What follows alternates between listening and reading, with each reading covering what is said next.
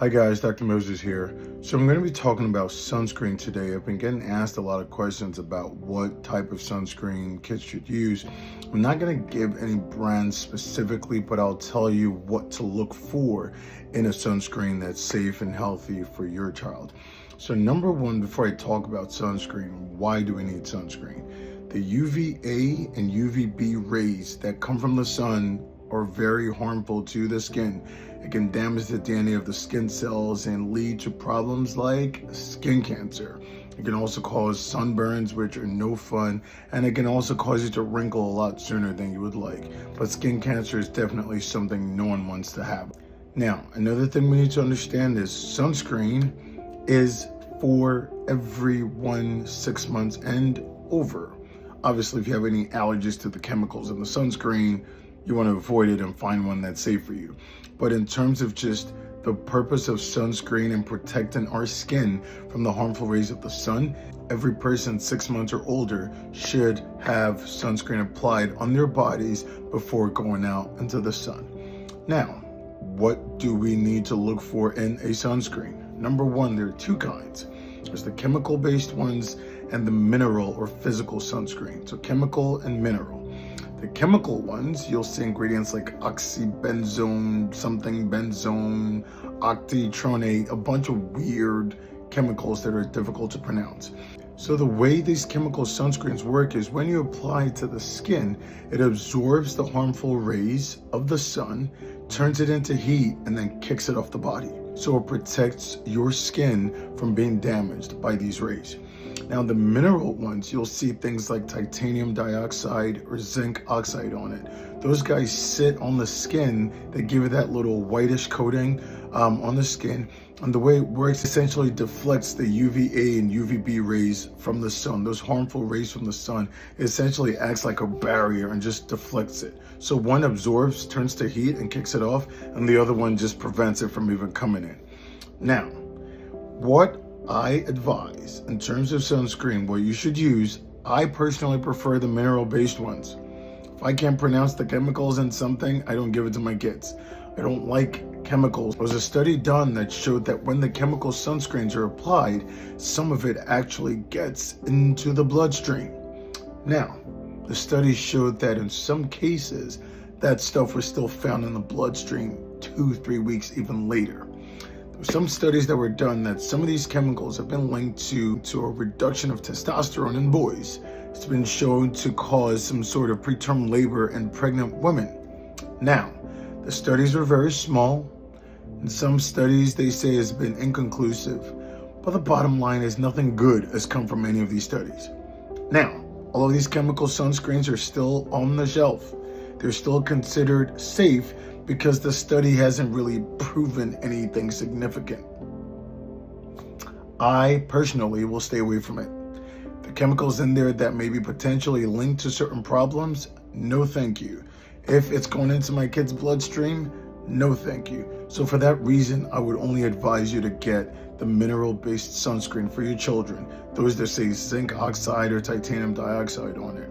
So essentially, the three major things you want to look for in a sunscreen is that it protects from both UVA and UVB sun rays. It would say something like broad spectrum, sunscreen on there. The second thing is you want something that's water resistant.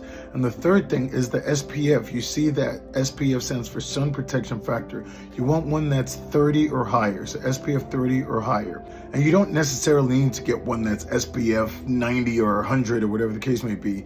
The difference is very, very minimal. SPF 30 will give you about 97% protection from these rays. SPF 50 gives you about 98.5% protection. So it's a 1.5% difference, so not much. Once you start going into the 60s and the 70s, maybe you'll get another additional 0.5 percentage.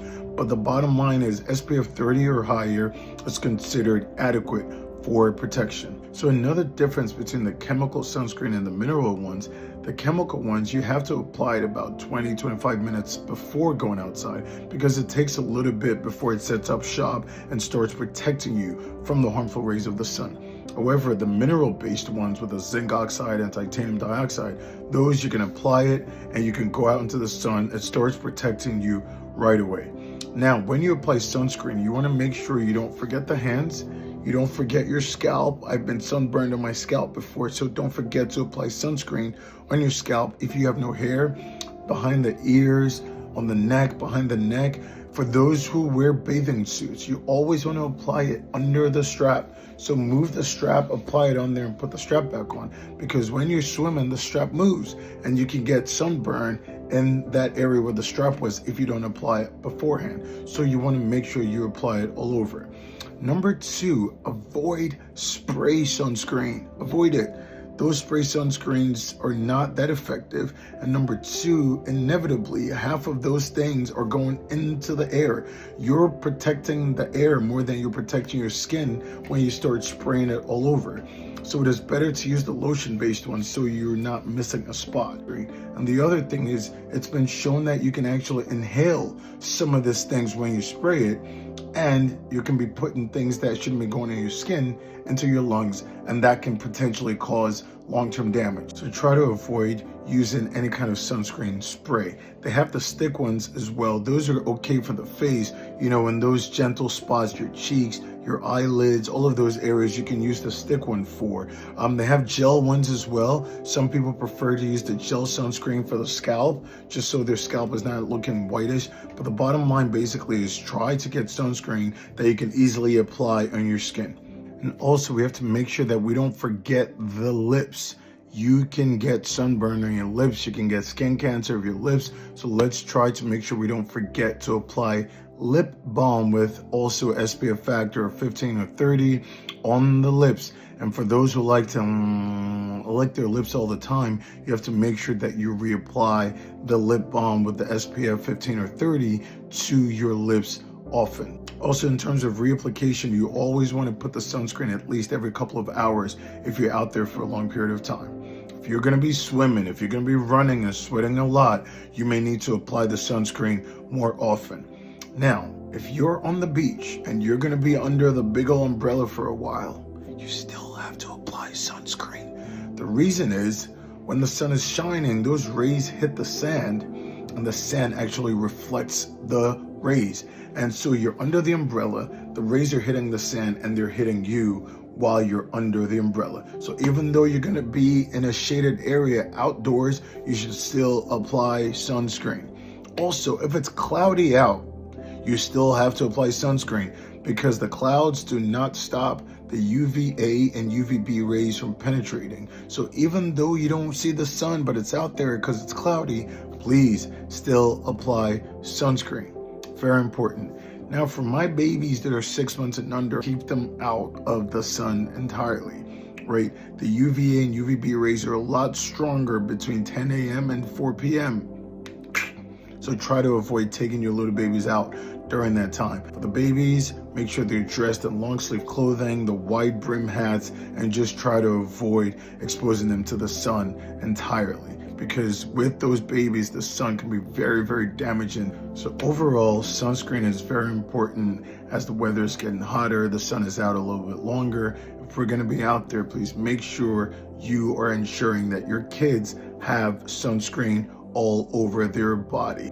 There's also bathing suits out there that can actually also block the harmful rays of the sun. So look into buying those for your kids this summer. So overall, sunscreen applied on your kids. Try to use the mineral-based ones, zinc oxide, titanium dioxide, and avoid the chemical ones. That's my personal thing. I would never give it to my kids. I don't recommend it to my patients. There are a lot of different ones that are good out there. One thing I have to remind you though is there are some mineral sunscreens that have the zinc oxide big and bold on the front, but when you look on the back, the chemical, there may be 1 or 2 of those difficult to pronounce chemicals in them.